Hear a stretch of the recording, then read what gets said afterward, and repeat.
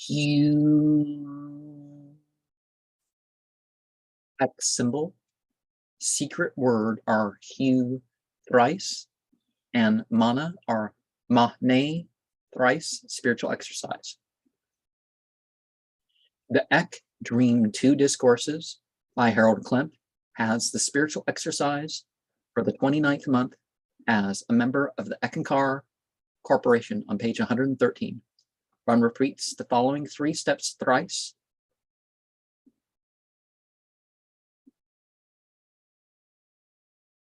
Per half hour or so session.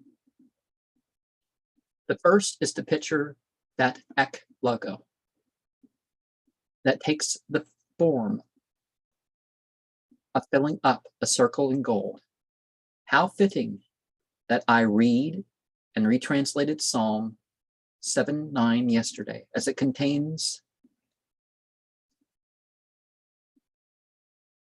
wakatami, or add what displays gold. Next is repeating hue, or one secret word, 3 times. Now, Ek, you have that E and then you have that K thing. Probably interview any Eckankar members. I'll probably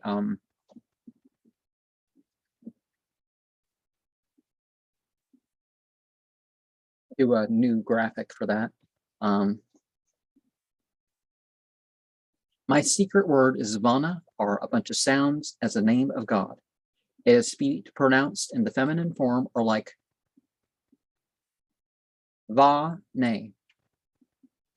Feminine form doesn't mean I'm calling God female, nor does masculine form mean I'm calling God male. The final step is to say mana, like mana or mah-nay, or thought 3 times.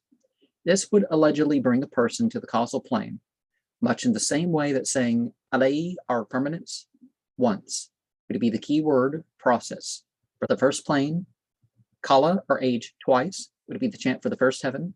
Aum, or so be it, 4 times would be the word for the third heaven. Baju, or cloak, 4 times would be the chant for the higher part of the 4th plane. The 5th plane really, but the the 3rd heaven would be the 4th plane. Sugmad, or God, as a noun, 5 times would be the chant for the 4th heaven. Shanti, or peace, 6 times would be the chant for the 5th heaven. Whom, or exclamation, 7 times would be the chant for the 6th heaven. Aluk, or all flavors except sour, 8 times would be the chant for the 7th heaven. Hook, or sound made when hurt, 9 times would be the chant for the 8th heaven. And hue, or invoking, would be the chant for the 9th heaven.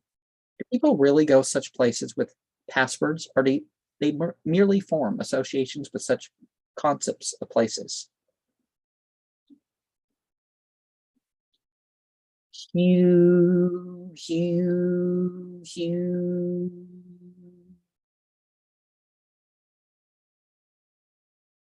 Va-nay, va-nay, va-nay. Mana, mana, mana.